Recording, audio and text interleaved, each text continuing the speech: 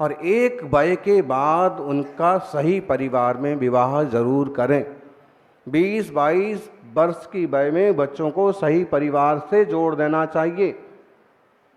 थोड़ा बुरा लग जाता है, हम तो ऐसे बोलते हैं कि 20-25 के बीच में बच्चों के हाथ पीले कर दो, नहीं तो वो तुम्हारा मुंह काला कर देंगे। क्या करेंगे?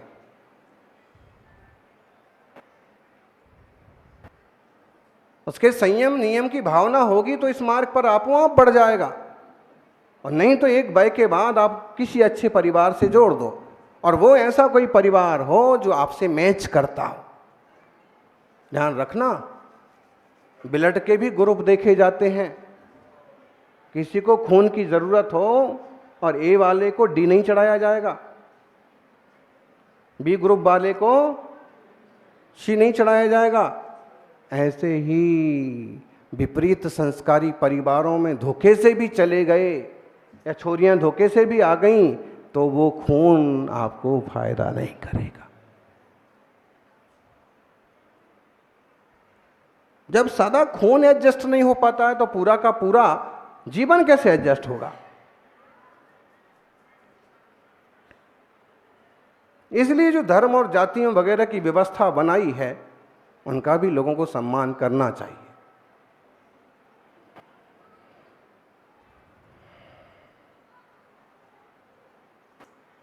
तिरुवल्लुवर एक बड़े संत हुए हैं, कहते हैं तिरुक्कुलर की रचना उन्होंने की और वे कुंद ही थे, और उन्होंने उसमें कई सारी अच्छी बातें लिखी। एक बात ये भी लिखी कि बढ़िया परिवार वो है कि जहाँ एक अतिथि आए और जाए, उसके जाने ही दूसरे अतिथि का इंतजार किया जाए।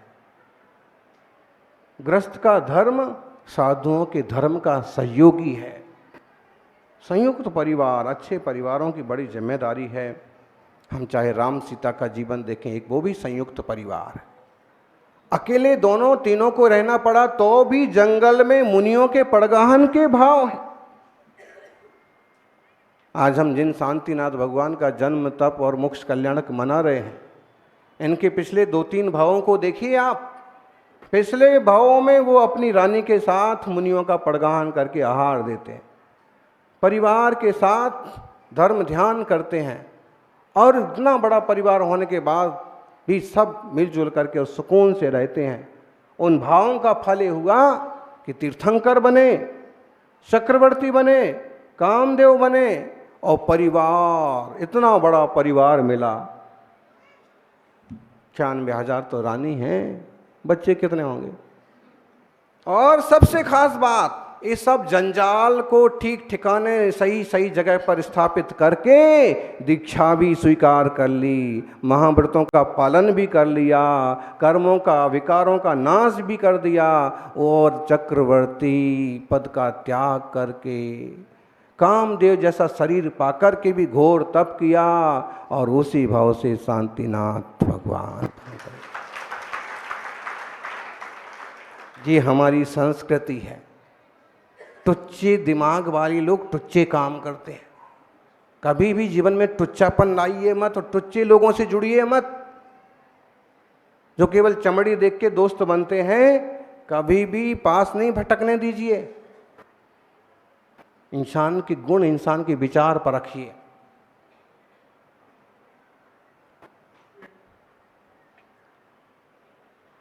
चमड़ी और दमड़ी अकेला इतना ही मत देखो, इससे आगे आत्मा की यात्रा होती है, इससे आगे अपनी सद्गुणों की यात्रा होती है। इस पर आप सभी विमर्श करें।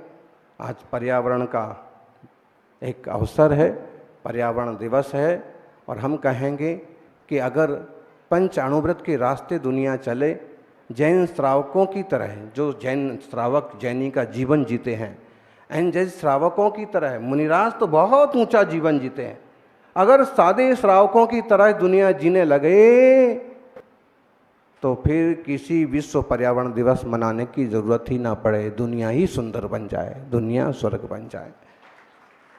ग्लोबल वार्मिंग की समस्याएं हिंसा से पैदा हो रही हैं, गलत खान पान से, एसी से, गाड़ियों के पेट्रोल से, कार्बन से। तो जितनी आधुनिकता बढ़ती जाएगी उतनी समस्याएं बढ़ती जाएंगी पर्यावरण की। और अगर इस झंझट से बचना है तो थोड़ा सा रिवर्स होना पड़ेगा।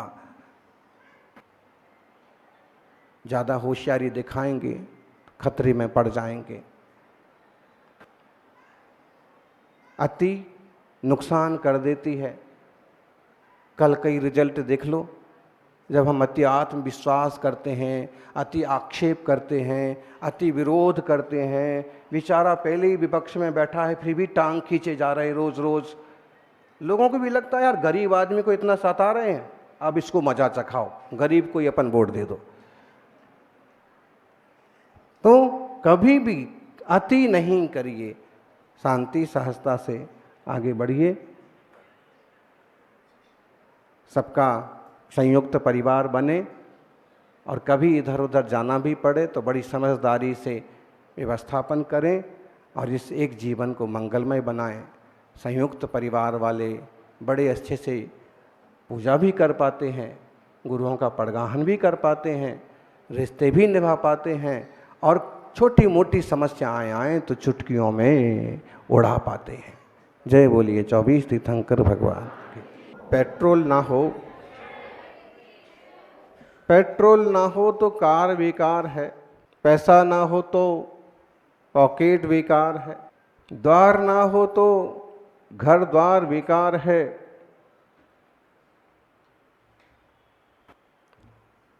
और प्रीति ना हो तो रिश्ते बेकार है, प्रीति ना हो तो संबंध बेकार है।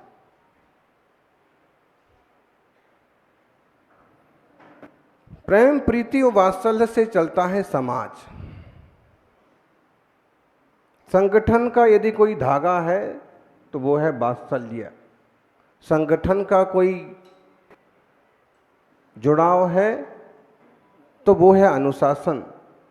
संगठन का कोई आधार है तो आपसी विश्वास, आपसी सम्मान। इसके बिना आप किसी संगठन की कल्पना नहीं कर सकते। जैन धर्म, जैन समाज एक बहुत प्राचीन और पुराना संगठन कहें। समाज इंसानों का, मनुष्यों का समुदाय है। मनुष्यों के समुदाय से मिलकर के समाज बनता है। जो लोग, अरस्तु एक बड़े दार्शनिक हुए हैं, उन्होंने किसी जमाने में कहा था जो लोग समाज में नहीं रहते वो इंसान नहीं, वो पशु हैं या फिर देवता। जो समाज में नहीं रहते, समाज से जुड़ के नहीं रहते, या तो वो पशु हैं या फिर देवता है। इसका मतलब है कि इंसान एक सामाजिक प्राणी है, उसे समाज में रहना अनिवार्य है। और जब समाज में रह रहे हैं तो समाज के सरोकारों से जुड़ना और सामाजिक दृष्टिकोण होना भी जरूरी है। ध्यान रखना, इंसानों का जो समूह होता है उसे समाज कहते हैं, और जानवरों का जो समूह होता है उसे समझ कहते हैं।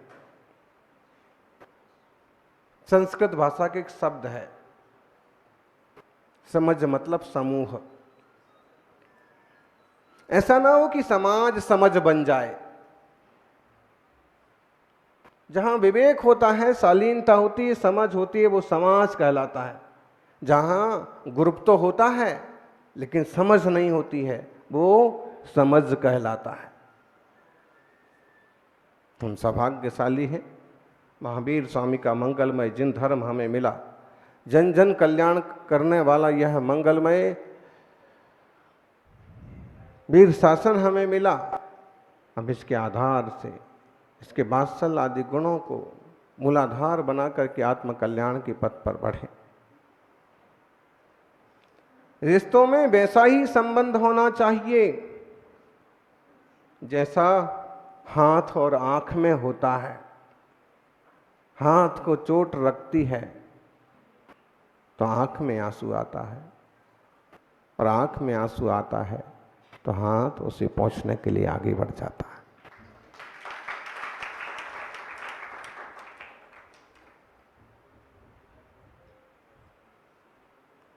कई लोग बहुत सारा पढ़ने लिखने के बाद भी इसने समझदार नहीं हो पाते हैं कि वो रिश्तों की अहमियत समझें।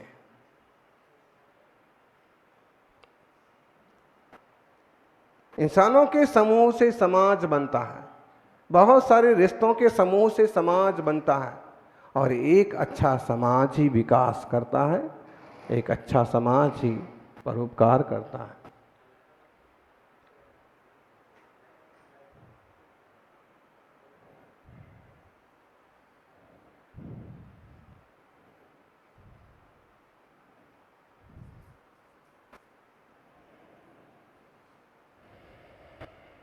सच में वो रिश्ते बड़े प्यारे होते हैं जिनमें ना हक हो। हक, कई बार लोग अधिकार दिखाने लगते हैं ना, ये मेरा अधिकार है। वो रिश्ते बड़े अच्छे होते हैं जिसमें ना हक हो ना शक हो। कई बार लोग बेमतलब शक करते रहते हैं, शक्की स्वभाव के होते हैं, बोले इनका स्वभाव ही शक करना है।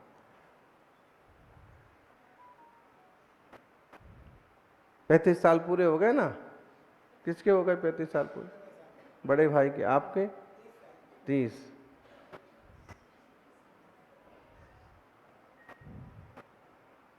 कोई संस्कारवान जीवों का संयोग मिल जाता है तो 30, 35, 40, 50 और जिंदगी पूरी हो पाती है। और अगर कोई बेवकूफ़ों का संयोग मिल जाए, देखिए तो कितनी सारी छोरियां घर आके बैठ जाती हैं।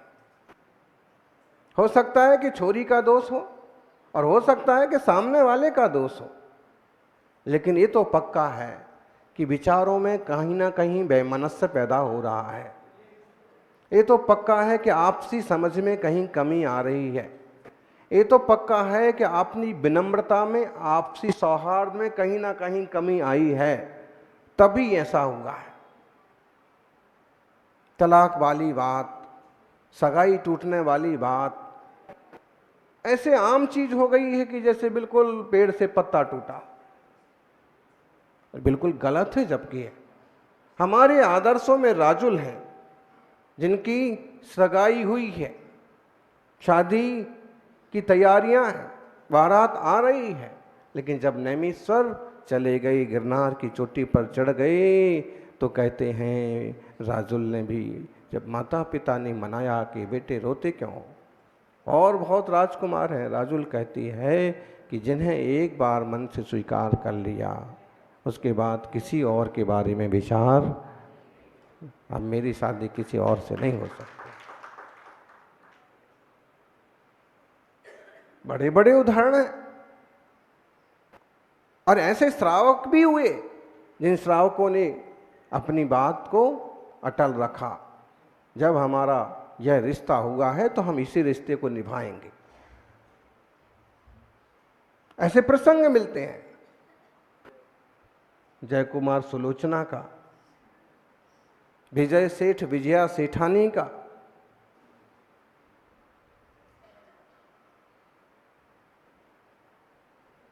ये वाली कथा कहानी आपके ध्यान में हो। ये जो कथा कहानियां ये बड़ी महत्वपूर्ण है और सत्य हैं। कभी ऐसी कोई घटना घटी है तभी वो जिनवाणी में लिखी है। विजया ने व्रत ले लिया माता जी से 15 दिन के ब्रह्मचर्य का व्रत कृष्ण पक्ष का, और विजय ने व्रत ले लिया शुक्ल पक्ष का। दोनों के माता पिता ने धर्मात्मा परिवार देख करके बच्चों का विवाह कर दिया। और जब इस विषय पर चर्चा हुई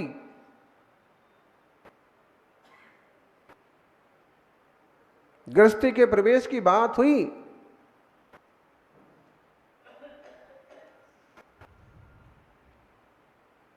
तो विजय ने कहा कि शुक्ल पक्ष का हमारा व्रत चल रहा है।